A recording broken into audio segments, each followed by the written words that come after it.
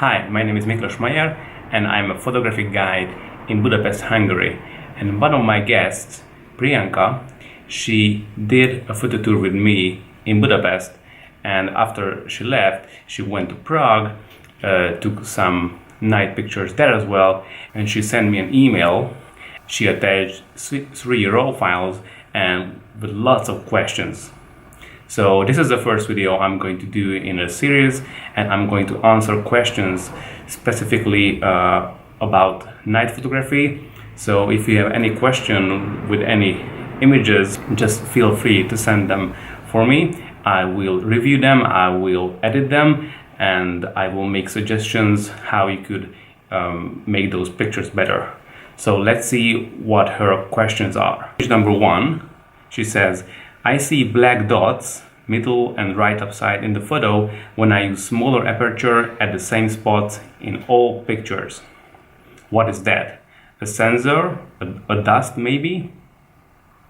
I hope this is fixable in post-processing, right? Is there something I can do for this on my own? If not, I will get it clean from a Nikon service center when I return to India. Alright, so let's see her first picture. This is it. And I can see this is a blue hour picture, probably taken before sunrise because there are no people on the Charles Bridge. And let's zoom into it. I'm going to go into the develop module and zoom into the picture.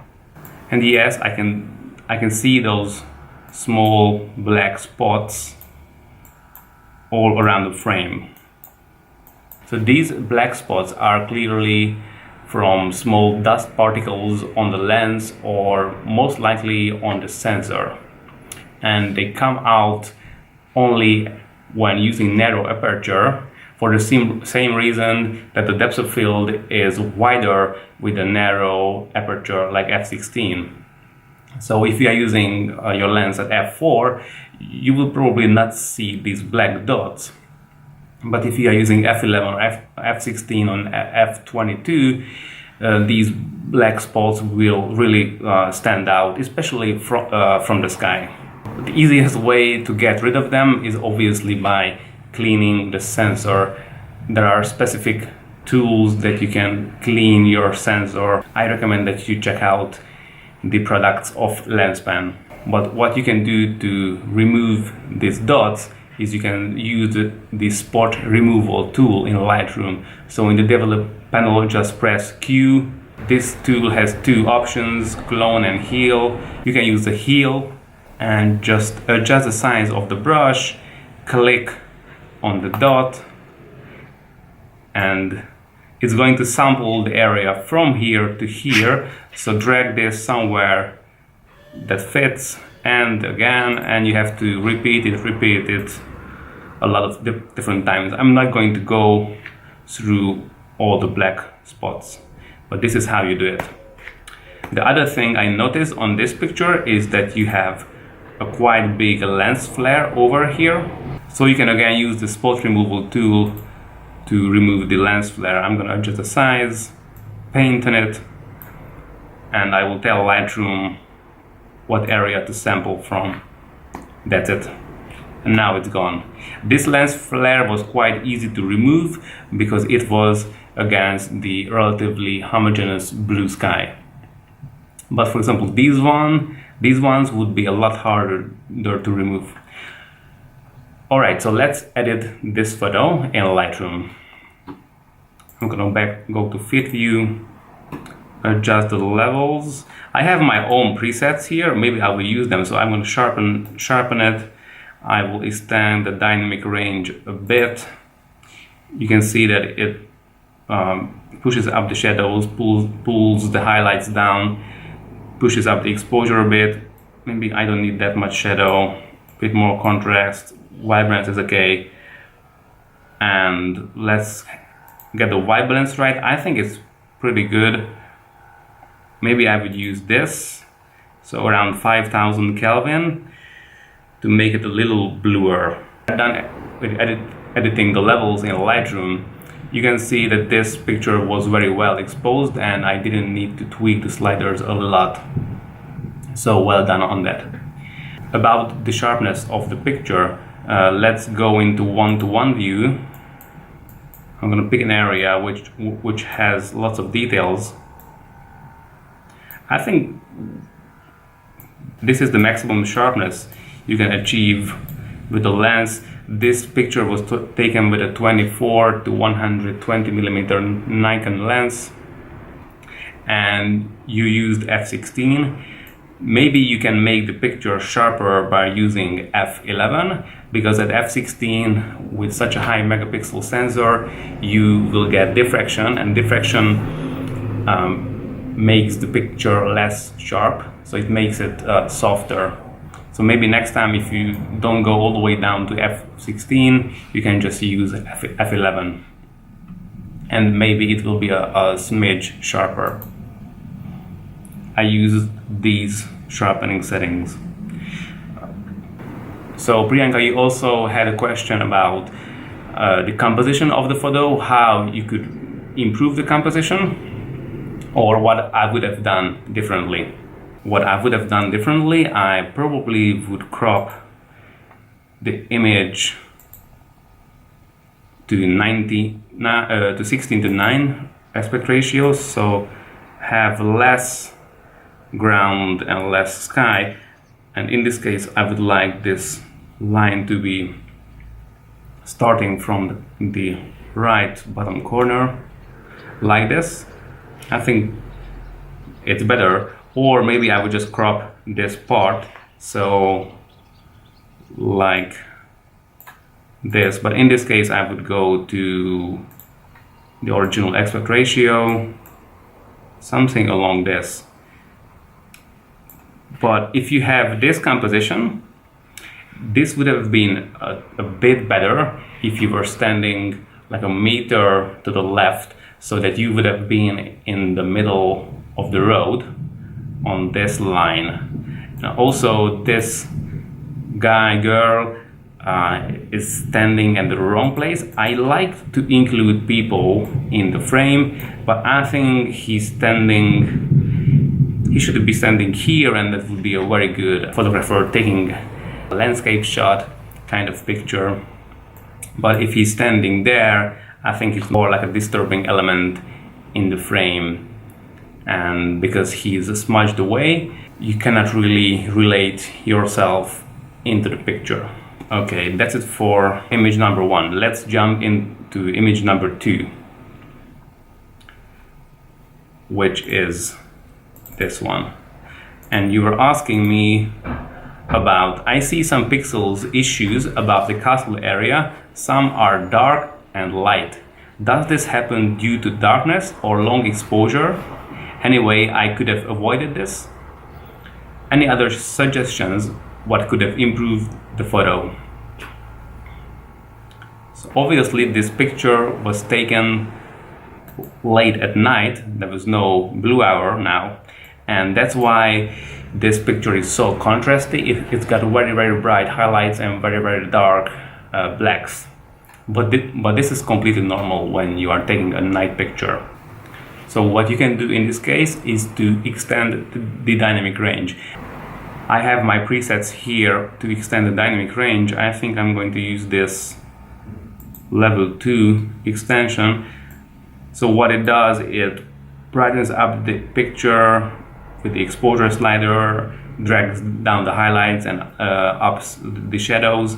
And let's tweak the white balance a bit. It's a 9-time white balance, I think.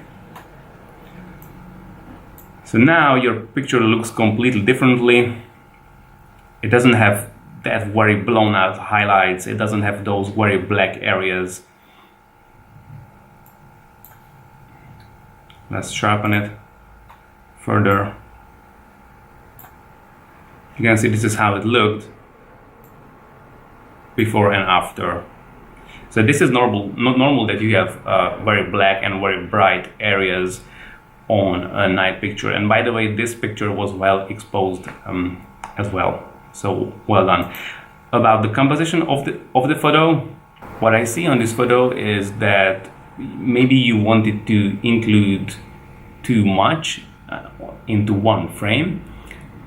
I see that the frame is divided into like two sections. You have this building over here and the inner city and the castle over here, and I think that the main area of the picture that draws the people's attention to is on the right side, so the castle area. So I would just crop the image very heavily into panoramic mode, something like this. I would get rid of most of the frame and just compose this one. The reason to do this is because these elements on the water are quite disturbing, at least for me. So if you want to leave the frame like this, I would just make them disappear with the that was very, so like this you can easily remove. Obviously if you have more time you can be a lot more precise. Done. That's it. Okay, let's see image number 3. Your question is some pixel issues on the apostles area, seen like green tinge in JPEG image converted from TIFF. I have not processed the image but only converted to JPEG and made some improvements through Windows editing. What could have been the right method to take this photo? So this is the JPEG picture you made out of this, and I can see really big compression artifacts, and it's because you first converted the picture from TIFF to JPEG and then edited in Windows. And the JPEG pictures only have 8 bits of color range, so each color channel can have 8 bits of values, while RAW files and TIFF files, they are usually 14 bits. So each color channel can have 14 bits of information, and that's why you should always edit the RAW files and the TIFF files and then convert it to JPEG. So this is the picture. This is very heavily underexposed. Probably you wanted to expose for the sky, for the sunset, but if you check out the histogram, it's here. You can see that you have a lot more space on the right of the histogram. So this means that you could have easily overexposed this image by at least 1 or 2 stops. So instead of using 8 seconds, you could have easily used 30 seconds, and then this way this picture wouldn't need that much of processing. But let's edit the picture first. I'm going to sharpen it. Now I'm going to just raise the exposure slider until I see something like this. Up the shadows, down the highlights. You can see it's already getting into shape. Add some vibrance, bit of dehaze, can do wonders. Yes, pretty good. So now you can see that the sky is really blown out. So I'm going to use the graduated filter.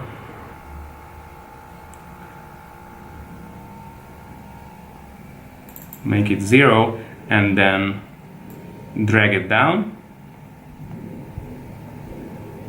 like this. And I'm going to pull the highlights down and the exposure down a bit, saturation up, and I'm going to use a range mask, luminance, and I will just use the upper range. So what this does is that only those pixels will be affected by the graduated filter that have a luminance within 52% and 100%. So that now in this case that means the sky only. And I'm done. I press enter. You can see how the picture would look without the graduated filter and with the graduated filter. And that's it.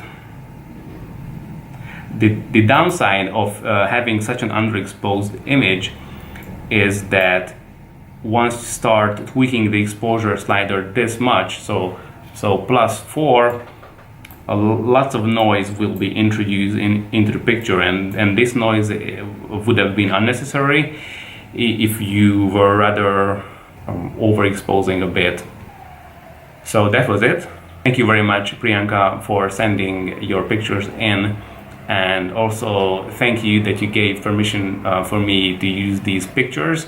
I think there will be a lot of people who will find this useful. Maybe they have the same questions, maybe they had the same problems. You were also asking me about how to get better in composition. So one good way in this is that if you start using a prime lens, so which has a fixed focal length, you go out onto a trip and you have only that one lens in your pocket, and you try to solve all the situations with that one prime lens. Your brain has to do a lot of working, a lot of thinking, and for the first few days or few hours you will find this very limiting, but after that you will start to enjoy the process, and you will see angles and compositions that you haven't seen before. It's because your brain is forced to think within those boundaries that the prime lens can give. So you will not have the luxury of the zoom, but you will be only using that prime lens. I recommend the 50mm, or if you have a APS-C sensor camera, then the 35mm lens. So thank you very much, and see you in the next video.